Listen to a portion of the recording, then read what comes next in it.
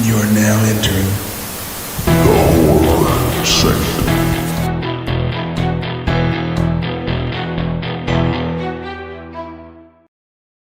Hello, and welcome back to the Horror Sanctum podcast. I'm Jay with John, Kellen, and TJ. And in 2023, a reimagining of one of our favorite films was made. But somehow, someway, it was deemed unreleasable, which I call bullshit on, until this year, thanks to Cineverse and others making blares of the Toxic Avenger has finally arrived. You should be familiar enough with the 1984 classic. We've done an episode on it in the past, but maybe not. Maybe you're not that familiar with the star-studded rendition.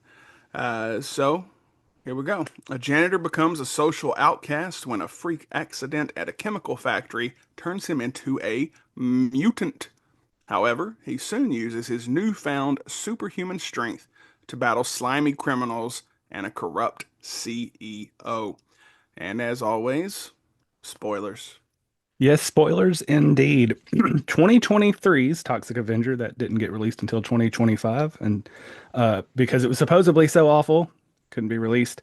And then when you watch it, you'll realize, well, this isn't as bad as a lot of movies that get major releases.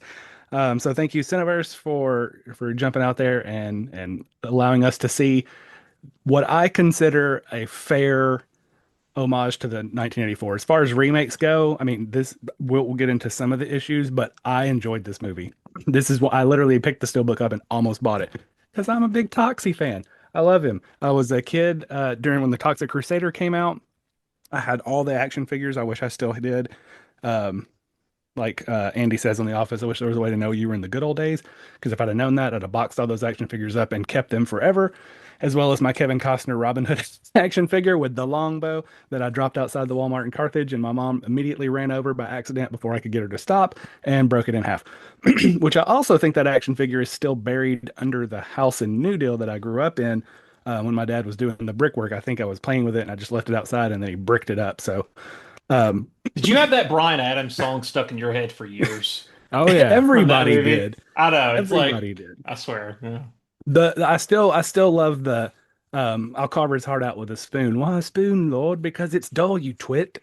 I love I, not the movie we're talking about, but I still love that line. And I watched that movie a bunch back as a kid. I thought it was fantastic.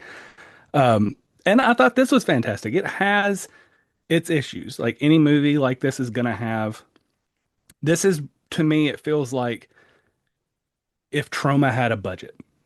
This is what they would make. The kills are fantastic. I love the homage to the original with the blind lady in the restaurant. Um, Peter Dinklage's character, some of those kills are when he hits him with the mop. I love the fact that they turned the mop into like a superpowered weapon instead of him just having a mop. Um, my biggest knock, and Jay knows this because we talked about it when I first saw a picture of what Toxie was going to look like. I hate that black eye. I hate the oversized because, and I hated it even more watching this because there's scenes where it just looks like it's a hole. It doesn't pick up on camera well. That red pupil kind of fades away in certain shots, and it just looks like he has a hole in his head. Um, That's been one of my biggest knocks too, which, like you said, we've talked about it. So I did research it for my notes. So that was concept art, and it was just a creative decision that they decided to run with. And I agree, it doesn't play that well on camera most of the time. Yeah, and it's my same with the new comics that you've been getting is with his jaw just being all sideways. It just the character and the whole Troma verse is comical anyway. This is Three Stooges slapstick type movies cranked up to 1,000, where instead of pretending to rip his nose off, they're really ripping noses off and gouging eyes and things. The thing I didn't get about the eye was it seemed like in all of the previews and stuff, they made it seem like it was almost like a camera, like a laser eye or something, but then they never followed up on any of that to me, right? Yeah, and like I said, that is just design issues are my biggest complaint with this movie. I don't like the way he looks. I think they made him too turkey shaped, if that makes sense. He's too girthy and doesn't look like he would be able to really do much. It's kind of like A lot of these professional bodybuilders that get the gut and everything like that. Yeah, yeah, you're really strong, and I'm sure that if you were to bear hug me, it would hurt. I'm just not afraid of you because I'm fairly certain that at a general, a brisk pace, I would be able to outrun you, and you would never be able to touch me. And that's kind of what he gives off because he is a little person. So you've already got short legs, short arms, and now he's just thick. I don't know how else to explain it. I just did not like the design choice. I wish they would have kept him closer to the size that Peter Dinklage is. I think that would have also played better. He wouldn't have looked, the silhouette wouldn't have looked so chunky. I also didn't like all of the pink that almost looks like brains, but then it's on his arms and it's other places. Um, that just didn't work for me. Which is funny because when you watch the 1984 Toxic Avenger, his arms are basically just painted. They didn't do a whole lot of makeup neck down. It was all the head, and then everything else is just kind of. He's been working out in the fields and changing the oil in everybody's car, and he got real grimy. That's the best they did with the rest of him. But it's iconic. I've got the figure that's based on the 1984 Toxie as well. I found at Walmart on clearance. But all that to say, the acting in this is fantastic. Peter Dinklage plays downtrodden so well. Like his delivery and lines just makes it seem like he is really trying to hold it together until he finally becomes the Toxic Avenger and finally snaps and starts exacting revenge. Elijah Wood, if he's not a national treasure by now, I think he should be, especially after the recent video of him showing up to the Hobbit wedding. And surprising that couple and taking pictures and just being you could tell when he was talking to them that he was literally like paying attention to just them, even though he's in front of a crowd, which I'm sure that's easy for actors to do because everything they do is in front of a crowd. But he just seems like such an enjoyable person, and his back catalog of movies and even Wilfred, that TV show, he's just fantastic. I don't see how you can't love Elijah Wood. Kevin Bacon plays sleazy so well. A lot of his later movies have all been like horror based or a little more dark or edgy. And I like that for him because he does it well. He plays that character good. He even plays the good guy good, going all the way back to Tremors. So casting, I think, was great. I think they acted well. The writing was good. I mean, it's going to be some cheap jokes and one-liners, and it's not going to be super dark. But I think the story works for the Toxic Avenger. The original one, he's a bullied janitor by people his own age, and this one life just keeps hammering him down, and I think we all can relate to that. It's just one thing after another. It just keeps piling on until he gets to that breaking point where he's willing to rob his employer to try to make ends meet just so he can be there for this son that he probably never thought he would have, who isn't his, and he's just trying to be a good person. So I think that makes the hero arc for him that much more relatable because he's just trying. He's just trying to do the right thing, and everything around him keeps just being worse and worse. The punk musicians, killing people, all the people he works for killing people. Everybody is just, which is a good analogy for 2025. The big corporations are screwing everybody over. And so you get that classic Toxic Avenger, that classic anti-hero who's going up against the bullies of the world, and doing it in the most grotesque and over-the-top way. The car scene is completely implausible. That's not how engines work. There's not a blender under the hood. But it was still hilarious to watch when he puts Kevin Bacon through the hood of that car, and she starts it up, and he starts spinning around, and there's just blood going everywhere. I laughed. I thought that was fantastic. But yeah, overall, I really enjoyed this movie. Y'all know that I'm not a big collector of physical media when it comes to movies. But I saw the Steelbook at Walmart and I almost picked it up, and I may still do that. Payday is tomorrow. So yeah, that's my thoughts. I really enjoyed it. I think it was a good homage to the classic, a lot of callbacks. There's just some design issues that I would have changed and would have done different. That's fair. I mean, the Toxic Avenger, I think everybody of a certain age that likes horror and likes camp, you gotta love the OG Toxic Avenger. And we're all of the age that grew up with the very The OG was the first time I ever saw a kid just straight murdered on screen. Well, right, yeah. It takes Troma to pull that off back in the 80s, right? And we grew up with the cartoon show that, you know, that's how I first learned that there were even movies that it was based on. And then it was like, oh, these are very, very different movies from this cartoon show, like two totally different properties. There's apparently now, it either is out now or it's in the works for early next year. But there's like a Toxic Crusaders, almost like a Turtles in Time beat 'em up that I've seen. I've seen some screen caps. It got pushed back to next year. It got pushed back. It looks really good. So I'd be excited for that if it was on something I could actually play. But that's neither here nor there. I did have the Toxic Crusader action figure and a couple from that line back in the day. So I grew up with that. Never had any good video games based on that cartoon, unfortunately. That was in the old Nintendo days when not a lot of great third party stuff like that. But If LJN got a part of your got rights to your movie, it was god awful. Awful. It was god awful. Yes, they made all the worst wrestling games for 2 generations.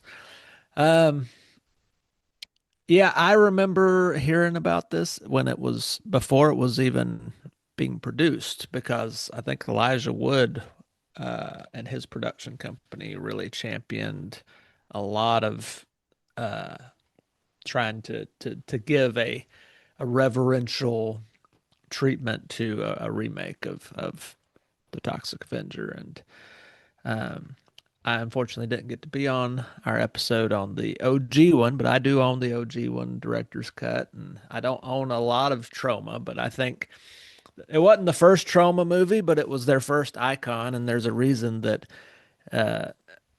Troma, the company, is still identified with Toxie's face. I mean, it's practically their logo now, because it was the first really big cult hit that they've hung their hat on for 40 plus years now. So of course, if you're going to do a big budget remake of one, that's the one to make, and that's the one that has the most fanfare, that has the most merchandising, because of the cartoon show and some of the toy lines, video games, different things. It's like, that's your icon, right?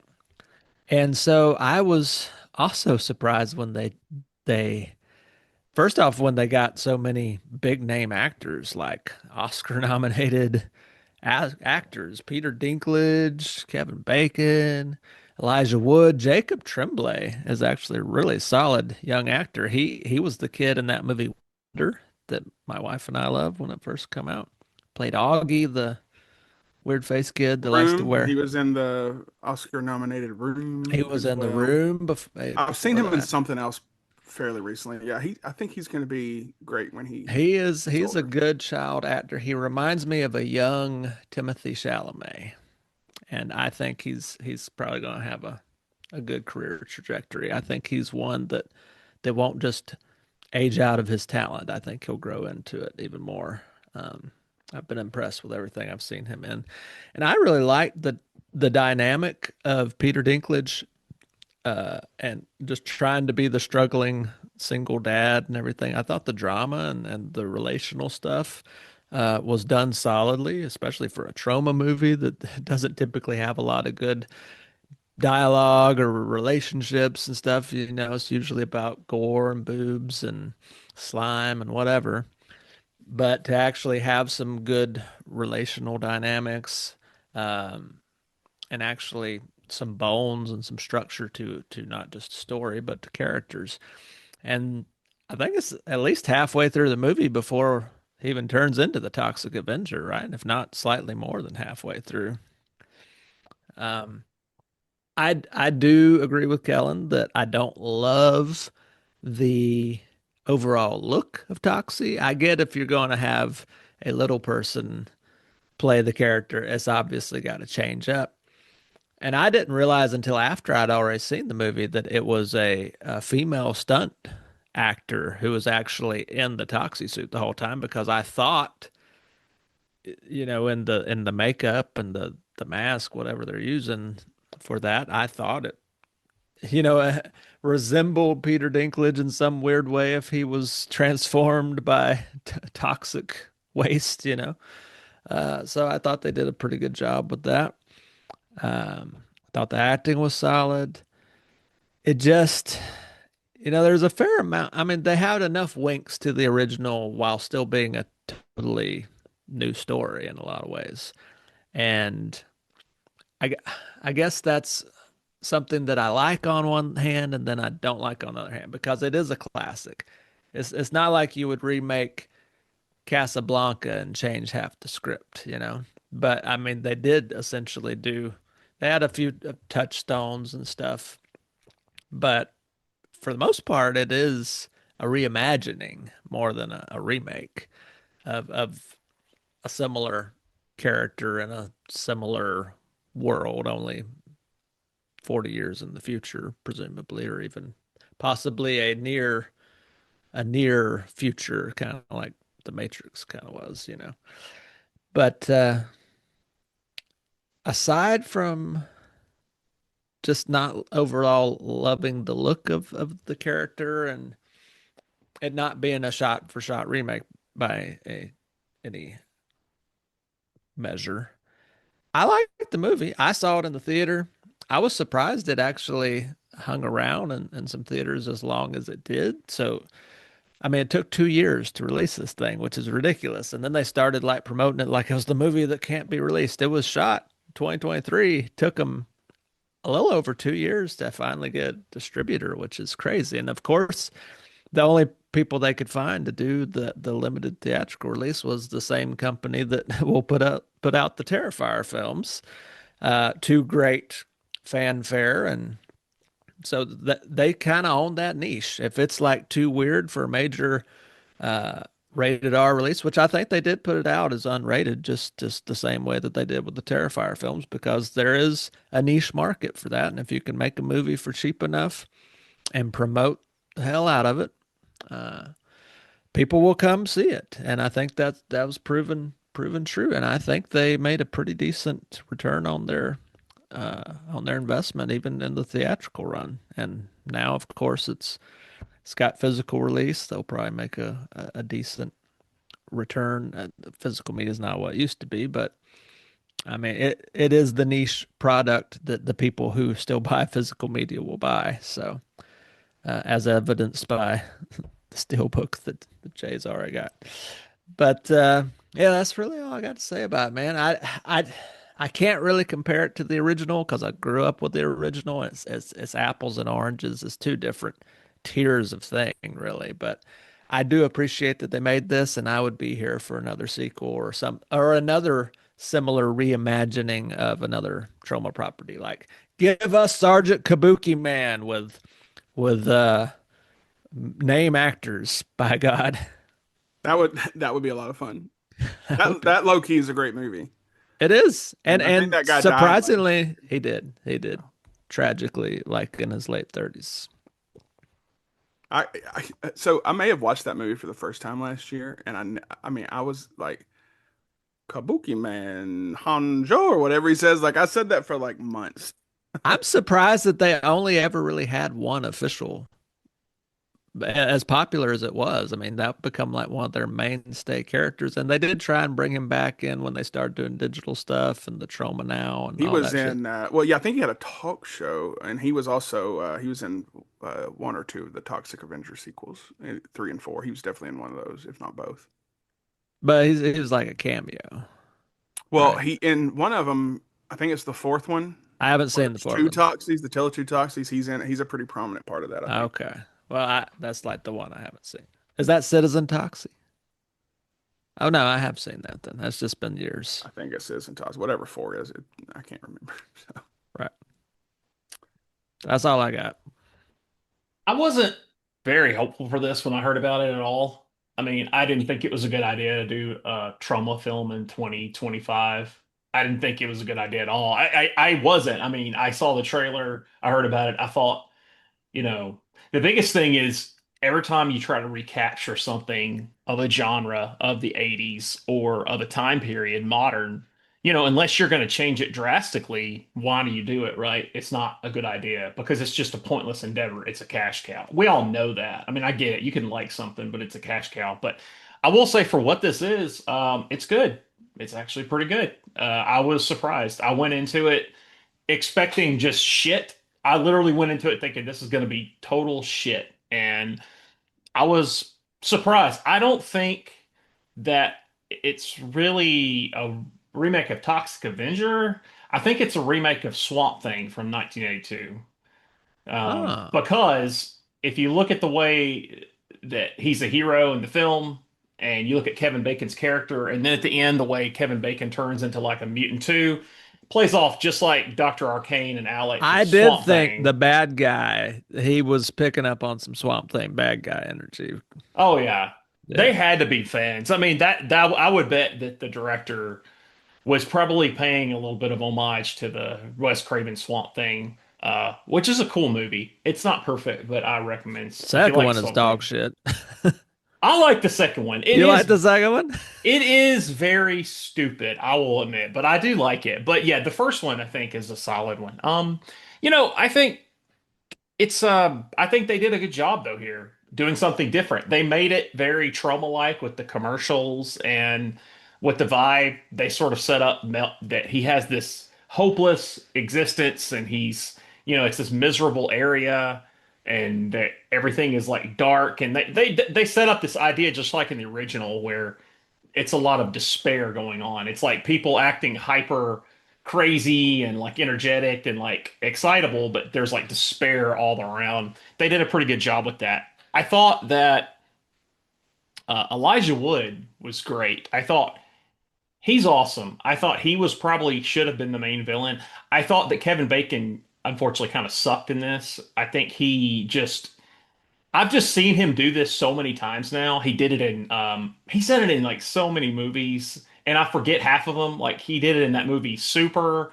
He's played this character He like was a this bad guy evil. in an X-Men movie. Yeah, well, at least with that, he was somebody, when he was Shaw, he was unique. Or like in Maxine, he was like a sleazy, Oh, you yeah. know, Sorry, Super is such an amazing movie. If you haven't seen that, yeah, you should watch that with Rainn But Wilson. I bet no one has yeah, seen that. I've seen that. Guess who owns it? it's Your a good boy. one. I I do. And watched it. Kellen. I actually rented that on VOD in the early days of VOD when it first came out. I think that's It's when I first started getting a crush on Ellen Page, now Elliot Page. Elliot in that Page movie. now. Yeah. Yeah, everybody's great in that movie. Even Liv Tyler. That is a very Yeah, underrated great I movie. forgot she's in that. she's the Oh, girlfriend. okay. Or the I need other to one rewatch that's that. with Kevin Bacon. He just hits Yeah. people with a wrench, doesn't he?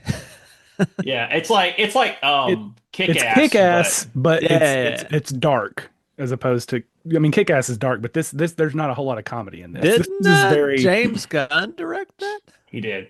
Yeah. Yeah, and I think like Kevin Bacon is like a great actor. I just think in this there was not much for him to do. He was kind of playing the same thing. I think that David Harbour would have been better for that role. I just feel like he could have like really done a better job for this if they would have got him. Not now. Not now. Yeah.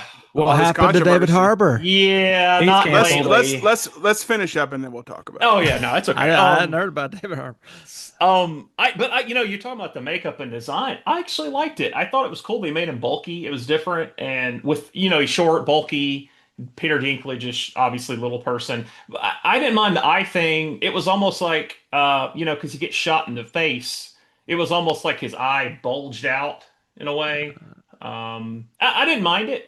The original one bulged out too. It just didn't.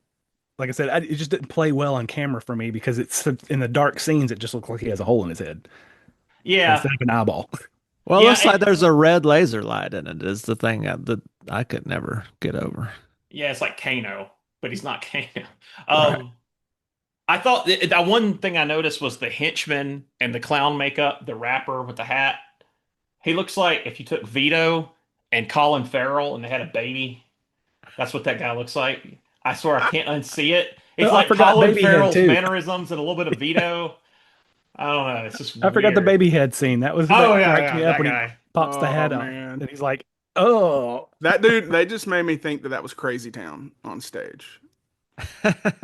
That's That's funny. I kind But of the Crazy guys Town wasn't 2025 after years and years of meth and drug abuse. One of them died. One of the singers died, but they went on tour recently, like in the last 2 years, and then they got into a fist fight on stage. That's So, the one and then that one of them sang died. Butterfly. Butterfly. Right? Yeah, that Butterfly. But guy their has no second teeth album, anymore from their drug second use. album was fucking amazing. And I will die on that hill. I know we like to die on hills on this show, but their second album, I don't remember the name of it. It had like a weird devil angel thing on the front, and it had a song called Toxic, which is not a cover of the Britney Spears one, and another one called Decorated. And those songs are like legit good. Go listen to them right now. Turn the show off and go listen. And Butterfly Crazy by Town. Crazy Town is a sample of a Red Hot Chili Pepper song, in case nobody knew. Oh, really? Is Yeah, it? it's John like knew. John it's knew. like a 15-second clip from a Red Hot Chili Peppers little jam song. I think on Blood Sugar Sex Magic it may not be, but It is. it's just a little jam between Flea and John Frusciante, and they sampled it and made that whole "Come my lady, come my lady." Anyway, Oh, I didn't know that. Blood Sugar 6 sucks. did. No, John is our biggest Red Hot Chili Peppers fan. It's the movie is violent, but it's not really like shocking like the original. It's nothing bad. I mean, I think now it's hard to be shocking because so much now is shocking and surprising. You can't make a movie unless you're terrified. It's like holy shit. So it is violent, but it's not like in any way like the original violent or offensive. There's nobody with a kid getting their head run over or anything. But overall, I did like it. It's kind of got Swamp Thing vibes to it. Overall, I don't know. Will I watch it again? Maybe. I don't have a problem watching it again. I don't know if I would like buy it or anything, but I did like it, and I thought that it's one of those things that I just went in thinking I was going to hate so bad, and I really didn't at all. It was different enough to where I think that it earned its place, and yeah, I wouldn't be against the sequel. It would be kind of cool to see where they go with it. So yeah, I liked it. You saying you wouldn't buy it and you wouldn't watch it again? I may have never disagreed with you more on that. real quick before I forget, Mother's Milk, Pretty Little Ditty. That's the song. Continue. Yeah, that's it. So, and while we're on the Red Hot Chili Peppers, so I watched the Psycho remake today, and I may be one of the few people that actually like it. But You Oh like my God. Flea works in the hardware store that Vigo is at. He's working the front counter. Flea. Oh. I don't know. Like, I didn't realize. I probably haven't watched that movie since it came out. I didn't realize it was Gus Van Sant. But when Oh, you yeah. watch it now, you're like, oh, this is Gus Van Sant. But Vince Vaughn was not my ideal casting on He's that. six but I foot liked everything else. 7. That don't make any sense. He's what, 6'7"? Yeah. Oh no! Oh what have we done? no. No. So, anyways, John, when I said I disagree with you on that, because one of my notes is on here is like, give me more movies like this. I want more movies like this because they're really few and far between. And while the themes are completely different, I compare this to Swamp Thing and to Hellboy. Because it's just this whole new universe, and you guys know how I feel about Hellboy, anyways. So back to Hopper again, but I like the goofiness, I like the goriness, I like the different kinds of creatures. That's why I love the Toxic Crusaders so much, because we got all these different ones. Like Toxie's great, but now he's got a team, and they're all freaks. I love it. Like Ninja Turtles. Ninja Turtles is one of our favorite things, all of us. Like. It's because the turtles? No, it's because all the supporting cast and villains. That's why we love it so much. And if you look at the action figures, if you were to just pick 10 random figures, 5 of each, I guarantee most of the population could not tell you if it was a TMNT or a Toxic Crusader figure, as far as the secondary characters, because they were And I all would so open wild and hand goofy. smack everyone who could not tell the difference. I'm just saying they all have that same look, that cartoonish animal or bug There's look. actually Earthworm Jim, which had a short run television show, which I have a couple of Earthworm Jim figures. I used to have all of them. I wish I did. Ow! The regret we have, like all the toys and figures we used to have that we got rid of for either poverty or our parents put in the yard sale for 25 cents that are now at Rick's Comic City for, $50. Anyways, I saw this in theaters. Am I the only one who saw it in theaters? I saw it in TJ theaters. saw it in theaters. I saw it opening weekend. I got off work early on a Friday. I went, took a kratom, got my Jaws popcorn bucket and Jaws cup, and just had a freaking blast.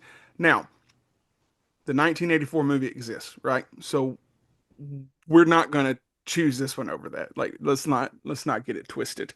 84 is king.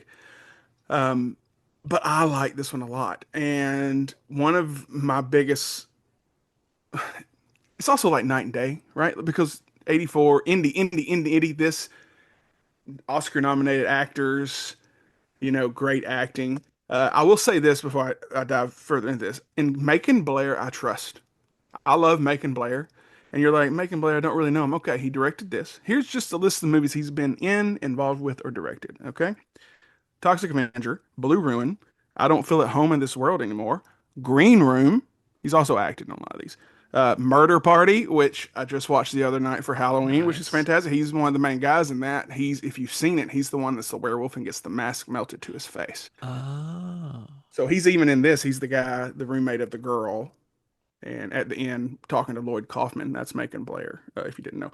Hold the Dark, I Care a Lot, Brothers with Peter Dinklage and Josh Brolin. Um, he was in Thunder Road, which was an obscure movie. Oppenheimer, The Hunt. I mean, it just goes on and on. Logan Lucky, like the dude has been everywhere. He can do whatever he wants. Like after seeing this, give him a contract, give him 3 sequels. I don't care. I'll watch it. He would do a great Sergeant Kabuki Man movie, I think. And maybe that's in the cards. I don't know. One of the biggest things I liked about this one also was Peter Dinklage is so great. So great. But he's also not the bumbling nerd that we can't relate to in the original. He's a working class guy, got dealt a rough hand. We've all had rough days. We all have had rough weeks, months. We know how that feels, so we can connect to him a little bit more. He doesn't wear tutus. He doesn't wear a tutu.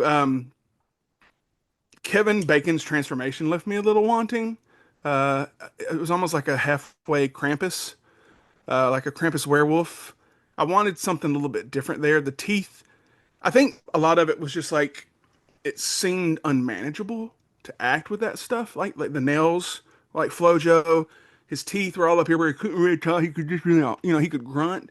Like you took away some of the acting there. I didn't like that. The girl turned into Harley Quinn. Like I didn't quite understand that. And cars don't work that way, guys. You heard it from Kellen. Cars don't work that way. That was a little much. That almost felt like a cop out there. Like what was the point?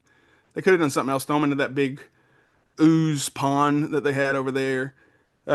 The guy in the woods is such an odd character, but he brings so much. And one of my favorite part with him is at the end where the weird mutant bird, has its eggs, and he's just like looking at them and like, oh, and then next scene is he's cooking the eggs. Who Like, told you I was a doctor? You did. so I mean, that was probably the most trauma thing, right? That and the restaurant scene.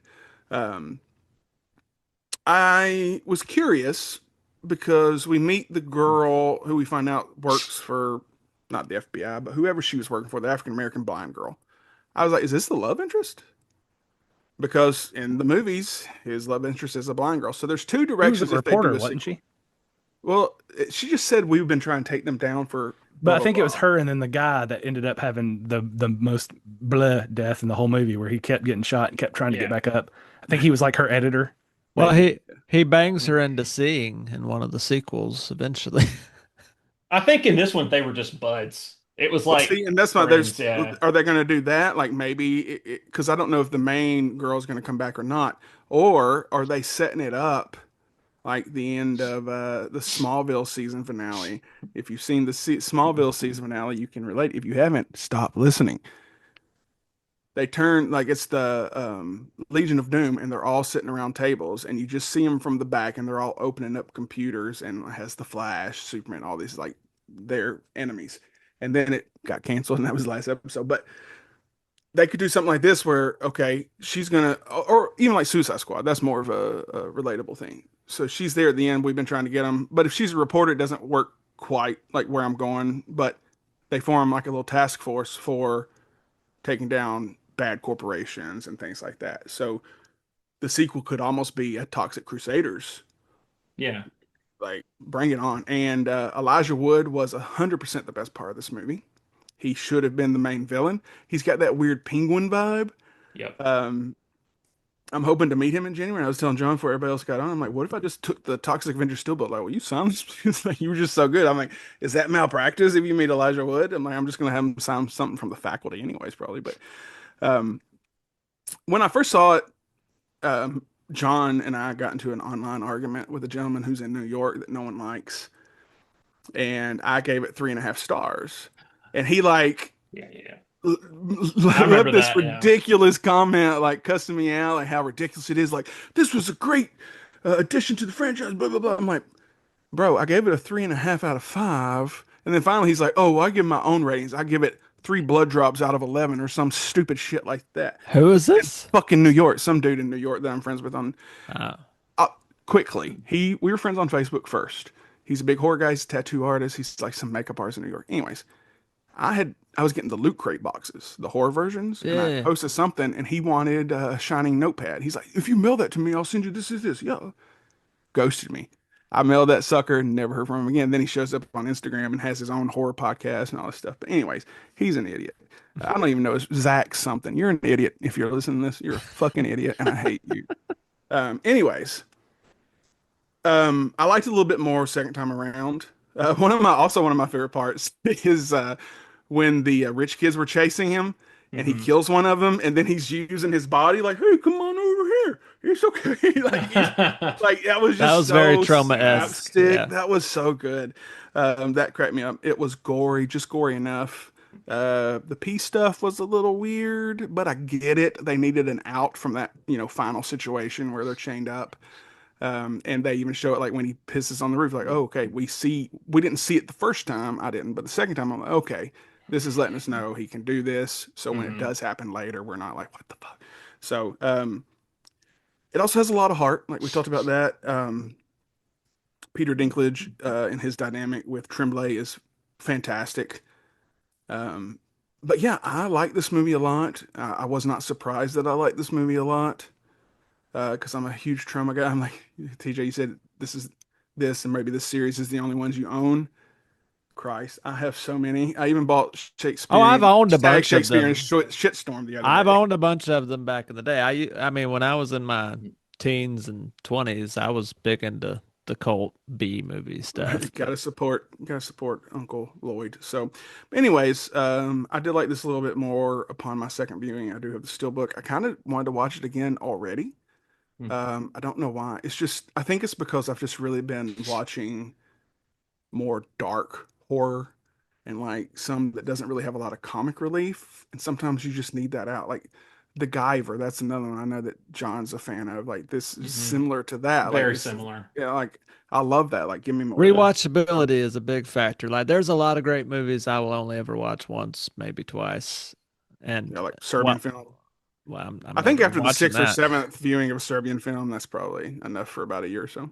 That's God. when you start to get the humor behind it. Right. Oh yeah, That's when you start like, It really kicks in. Yeah. look at that. That's hilarious. Start with the boy. Slap in my knee. Anyways, that's it for me. We'll go around, give our rankings, and close up shop. Kellen. Yeah, yeah, I really enjoyed it. I don't know that there's too many movies I'm not going to critique on certain levels. This was not safe from that either. I do like that they brought back Night on Bald Mountain.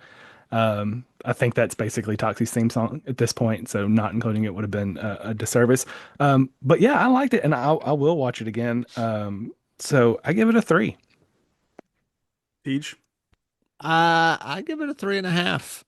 It's not as good as the original. I don't think any of us would say that. It doesn't have the nostalgia, and I would probably rank the OG around a 4 for me. So just a notch below that. I will rewatch it for sure. Sean. I liked it. Don't know if I'll rewatch it, but I definitely watch the sequels, and it's different enough. And I think if you've never seen the original and you've only seen this, I could see someone really, really liking this. So yeah, it's a 3 out of 5. I think it's pretty good. Damn it, Kellen. Why'd you have to know the original already? We could have done the experiment where you watched this one first. You probably would have liked this I one don't know first. that I'd have been invited on the podcast if I hadn't seen the original Toxic Avenger, especially considering my affinity for terrible B movies. I So, like Bambi: The Last Reckoning. oh Christ. This is your Bambi hero. the This Reckoning. is the guy. This is the guy. This is who you support, and this is the things that he says and he does. So, like I said, I liked it a lot better this time around. I noticed more, but I'm going to stick with my same ranking at 3.5. It's not a 4. Fun wise, it might be, but I think like TJ, the original, I think I gave it a 4 as well. So that puts us at a 3.25. We'll call it a 3 ski for Macon Blair's The Toxic Avenger. All right. That does it for this episode. Be sure to subscribe to our YouTube channel, to wherever you're listening to this podcast. Follow us on Instagram, TikTok, join our group on Facebook, and check out our Amazon Music playlist. Just search The Horror Sanctum. And come back next week for our Thanksgiving episode. And signing off, I'm Jay with John, Kellen, and TJ. And until next time, Keep it spooky.